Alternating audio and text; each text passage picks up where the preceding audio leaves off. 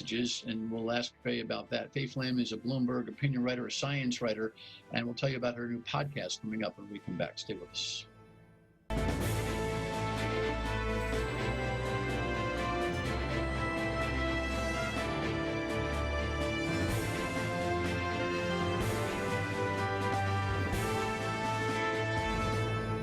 The Dan Yorke State of Mind program is brought to you in part by Lookout Rhode Island and Takeo Comfort Solutions. Good evening and welcome to my State of Mind. I am Dan Yorke. We are tired of COVID. We are exhausted from COVID. We are confused by COVID. And certainly the rules, the regulations, the mandates, that which we are told we must obey, the decisions for opening and closing. And that's been kind of a theme this week. So interestingly, over the course of my normal reading, I enhanced upon an article, a column by Faye Flam. She's a science writer from Bloomberg. And it talked about the rules, some of which are useless. And she suggests that her work, because she's a science writer, doesn't necessarily match up with some of the administrative and political decisions that are being made and some of the rules that we are supposed to follow.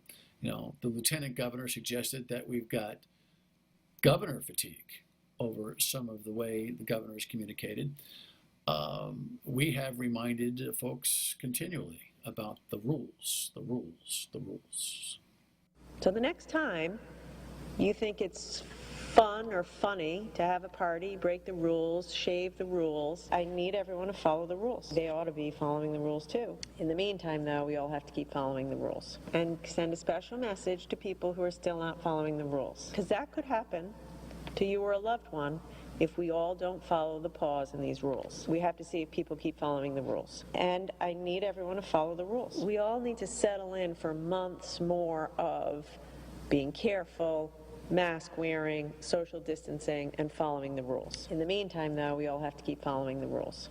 I think that the community buy-in right now is tired, and the governor mentioned that, you know, there's a COVID fatigue. Well, there, you know, unfortunately right now, because there's a governor fatigue that in terms of, like, you know, just listening. We need to really rethink the strategy of getting the buy-in from our general public about how important it is that they follow the rules. And so we meet Faye Flam. She writes from Bloomberg, and coincidentally, she lives in Providence. You know, when I was scrolling and doing my morning research for the show on Monday morning, I noticed a line on the Drudge Report, you know, talking about the rules, and all the rules references grabbed my attention because I have been concerned with the governor's communication on the rules. Follow the rules, follow the rules, the rules, the rules, the rules. So the read was fascinating. Faye, thank you for joining me. It's a pleasure to have you aboard. Your column is in Bloomberg. You're a regular columnist there. You're a science journalist, and you've got a podcast that's about to be launched, and we'll talk about that a little bit later in the show. What moved you to write in this direction? Well, there were two things really going on. I mean, I've been spending the last 9 months doing almost nothing but interview experts from all over the world on the pandemic, and I was starting to see a real disconnect between what I'm hearing from the experts and what I'm hearing from governments, including our own state government here in Rhode Island.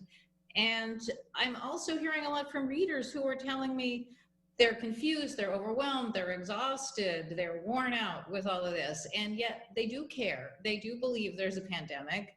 They're not conspiracy theorists. They're just wondering, you know, which rules do I need to really worry about, and which ones can I skip, because we just have too much being thrown at us. I just finished with the lawyer for the gyms who were in court last week and who suffered the result of a temporary restraining order from the state as the state moved in to shut them down. They remained open as the governor began her 2-week pause a week ago, suggesting that the rules were arbitrary and capricious. Of course, there's arguments about the state's authority and the governor's authority and all that kind of stuff, which is kind of past or aside really from your focus. But it's another conversation about the rules, because fascinatingly, and to your point, the health director and the governor, when they issued the pause and cited the gyms and other sports facilities for 2-week closure, expressed a feeling on gut that, well, people are sweating, they're proximate to each other. Now, they neglected to remember that it was their rules and protocols that separated the treadmills, separated the exercise machines early on. It's not like the virus went away in the summer, but now, now that it's spiking, they didn't cite any data. Right. And they owe that to us. I think it's negligent of them. I mean, we've so much has been asked of us. We've given up so much in our lives, and I think at this point they really owe us complete transparency. If they're going to shut down the gyms, I think that they owe it to us to tell us what they're going on, whether it's data, whether it is a guess. In Japan, they gather data on which businesses you visited, whether you've been to the gym, whether you've been to a certain restaurant. Not just for contact tracing purposes, but for science, so that they can start to learn where this disease is really getting transmitted. Yeah. The folks that you've been talking to worldwide, I'm sure there's a wide spectrum to build your perspective.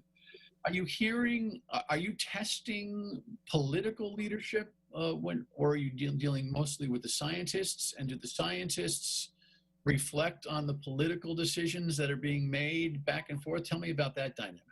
They do, yes. I interview scientists primarily, sometimes doctors, mostly scientists or scientist doctors. And one in the UK she works with patients. She's a scientist. She also is a clinician. And she says, what we're really seeing when you look at the people that end up here in the hospital are people who are struggling financially, struggling emotionally, people who are working 2 jobs, people who have to work those 2 jobs, people who live in a crowded housing situation where they can't separate from people in older generations who are vulnerable. So, I think we haven't talked enough about that situation, which exists here in Rhode Island as well. We tend to focus on, people on the beach, even though there's no evidence that people on the beach have given anybody the virus. I've also talked to Julia Marcus, who's an epidemiologist at Harvard. She thinks that, all this focus on outdoors is a red herring, that people aren't transmitting the disease outdoors, but there's been so much tension about whether people should be wearing a mask outdoors. Some of that is just because that's visible. And so we're not seeing, what's going on in people's houses or, inside and private where people are transmitting the disease. So, in Massachusetts, you can get a $300, I think it's $300 fine. I haven't been up there recently. They actually don't really want Rhode Islanders up there right now, but you can get a $300 fine for being outdoors, even if you're miles away from anybody, if you're not wearing a mask. That's a new one from Charlie Baker. But he's coming under a lot of heat. Even Dr. Jav from Brown, who was on the radio with me earlier in the week, laced Governor Baker for not doing some of the new pause type restrictions that Governor Raimondo, his next door neighbor, and yet he just kind of went to that, hey, wear your mask everywhere type of thing. And I find it incredible. Well, not incredible, but really interesting, the way people have received that message. I mentioned to my wife as we pulled up on Route 1 in Attleboro, yes, in Massachusetts, on Sunday. I pulled up traffic, at the traffic light next to a guy who had an N95 mask on in his car all by himself. And I thought to myself, okay, maybe it's just a pain in the neck to get it on and get it off. You can't take that off to just sip water. I mean, you have to have it put on very carefully and fitted. So, N95s are a whole other thing. I admire all the people in that office for having to wear one all day to do what needed to be done, because it's important for people to get their health care taken care of. others that might wear that the blue cotton mask, that the double ply that everyone's wearing, that I've got about a stack of 100 of my own. It's locked up. I'm still wearing them in the car and the like. We're going to pause here and come back and talk more with Faye about some of the everyday rules that are kind of peculiar, and whether or not they're actually germane to fighting this virus. Faye Flam writes for Bloomberg and lives here in Providence. We'll be right back on My State of Mind. Stay with us. With Faye Flam. She lives in Providence, has for the last handful of years, works for Bloomberg as an opinion columnist. She's a science writer, and she has written recently about the rules, some of which are useless. And that's what the headline was: skip the useless COVID rules. Can you list for me, not all of them, but off the top of your head, what are the apparent useless COVID rules? Well, I think we don't know enough to know what's useless, but we know what's really important and what is, very unlikely to help. And so I think in that category of things that are unlikely to help, probably, sterilizing all your groceries and leaving your mail out for a few days. That sort of thing. People reacted to some news stories early on that said, the virus can live on surfaces for, I forgot, a couple of days, or maybe it was a week. It was just a kind of very speculative study. They weren't really finding live virus, they were finding fragments of it. So it doesn't look like that's a source of transmission. It's still a possibility, but not the way most people are getting the disease. And same with being outside, far away from people. And I would say the one exception is people don't realize how much the virus is transmitted when people are talking to each other. So if you just pass someone on the street, you don't say anything, chances are minuscule that you're going to pass them the virus. But if you stop and start yelling at them, which a lot of people are doing because our nerves are shot, or if you get in a fight over mask wearing, well, just the fact that you're yelling at each other makes the transmission much more likely. Well, the irony, I think, is it cracks me up, and this has happened 100 times in my travels this year, where somebody who is wearing the mask, when they decide they're going to speak with somebody, they pull it down. They take it down. Yes, that is the problem with the masking, is that people haven't really gotten a clear idea of when they should be wearing it. They're thinking it's more about how many hours in the day they wear it. But a person who wears it 23 hours a day but spends the 1 hour doing stuff that's not safe is worse off than someone that wears it just a couple of hours but wears it when they really need it. And that's when you're interacting face to face with people. That is exactly when people want to take them down. I've also noticed, I don't know if you've seen this, but people, because it's hard to hear and understand people wearing masks, that you see people, especially older people, get millimeters from each other in order to hear each other and start shouting. And so, they're either taking their masks down because it is hard to communicate with them. And I think some of the people that are trying to make the rules need to understand that people are having these struggles and difficulties, and maybe help our citizens out a little bit more. Yeah. So what else in terms of the things that feel useless? You remarked, and it actually became a dinner conversation with me last night with my wife and daughter, who had just returned from some necessary grocery shopping because we were out.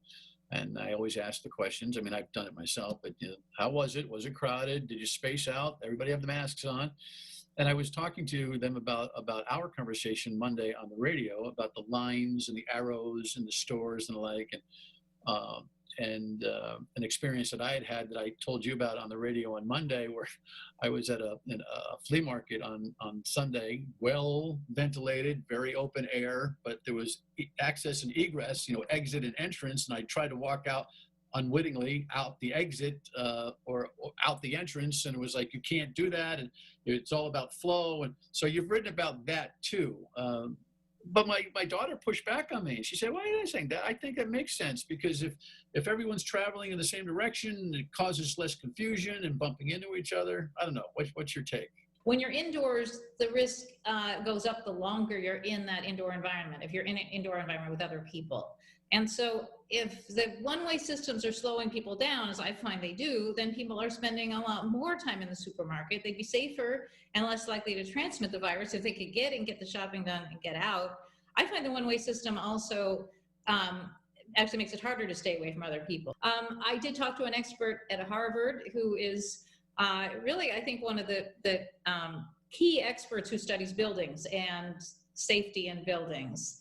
And I asked him about this because we were talking about this time duration aspect of the risk. And he said, yeah, if the one-way systems are slowing people down in the supermarkets, they're probably counterproductive. You know, I think your article, which is a must-read in Bloomberg, is enough to start triggering, you know, how people ought to think. But the more work folks like you can do, I think, to debunk that which makes no sense and enforce that which really does, is a tremendous community service. Because, you know, with the bifurcation of media and the amount of stimulation we get from gosh knows everywhere, and trying to figure out as a consumer of news and a worrier about your health and who's not right now, trying to sort it all out is a nightmare. It really is. It is, I think, and that is making people fatigued. It's making people feel overly controlled. It's making people angry. It's making people exhausted. I quoted quite a few experts in this article, and one of them, a person I really like, his name is David Spiegelhalter. He's a statistician and also a risk communication expert in England.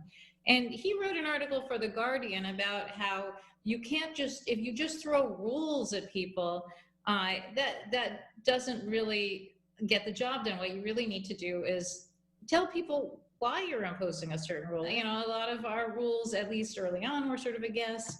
Sometimes there's real data, and I think people respond to that.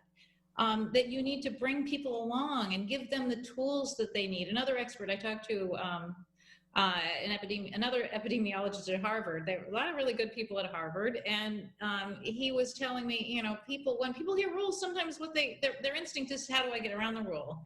But if you tell people, here's how the disease is transmitted, here are the ways we think it's transmitted most of the time. These are the things you really need to avoid. Then I think people will get on board with you. That's a great transition. When we come back, I'm not looking to pin our guest on acute political critical commentary, but I've been very concerned about our governor and the way she communicates all of these messages, and we'll ask Faye about that. Faye Flam is a Bloomberg opinion writer, a science writer, and we'll tell you about her new podcast coming up when we come back. Stay with us.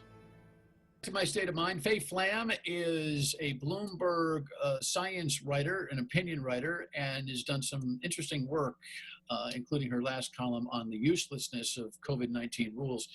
Faye, you were talking about the epidemiologist who thinks that if you demand and you establish rules, by the way, the word rules is a trigger.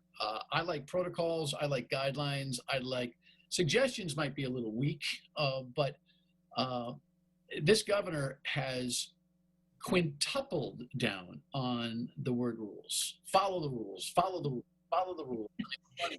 Montages every day from her briefings, about following the rules. I believe, as she wonders out loud about the spike in Rhode Island and blames folks and their behavior for it, her blind spot, clear to me, is that she's a step. Look, COVID is COVID. COVID's not her fault. COVID is going to do what COVID is going to do.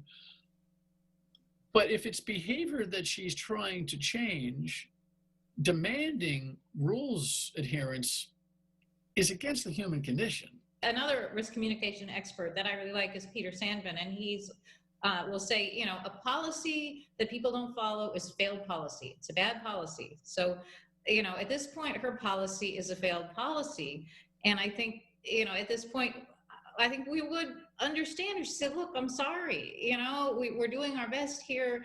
The policies that I've had in place don't seem to be working anymore. They seem to be working in the summer. They're not working now. Obviously, Rhode Island is now, I think at least for cases, the worst state in the country. Hopefully that'll change soon, but we're at the top of the list.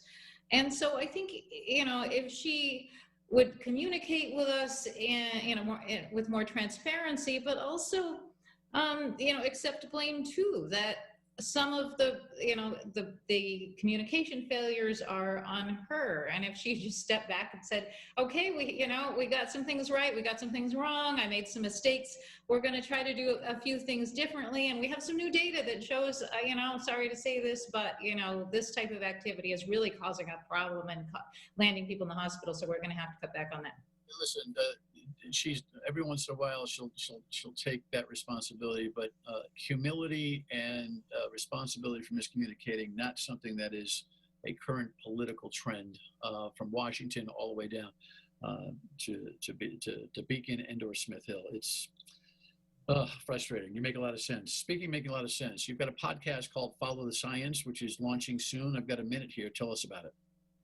Well, I have a grant from the Society for Professional Journalists, and that means I need to do a project related to COVID and medical misinformation. And so I have made a sort of rough cut of the first episode. It's about vaccines, vaccine safety, fears of vaccines, anti-vaxxers. I'm hoping that will come out before the end of the year. You can find it on my website, fayflamwriter.com. I will also post it on Twitter, where I'm at Faye Flam.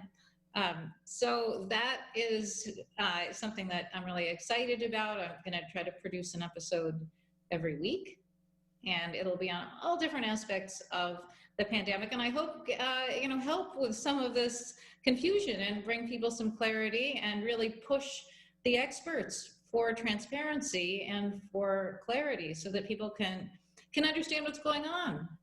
Well, listen, I wish you luck with that. I'm glad I bumped into you in my reading. Nice to know that you're a neighbor in Providence, and when it's all over, we'll have coffee 6 feet apart or less, or those. Yeah, someday we will have normal again. Hopefully sooner in 2021 than later. Faye Flam, that's FAYEFLAM writer.com. You can find her there, and I'm Bloomberg. Faye, thank you very much. Appreciate it. Final word when we come back. Stay with us. Perhaps the governor will take some notes on a better way of communicating the message that we all want to receive and act upon, and that is to mitigate this virus. The vaccines cannot come soon enough. Have a great night. Talk to you on the radio at 3 until 6 on WPRO. I'm back here tomorrow night. Thanks.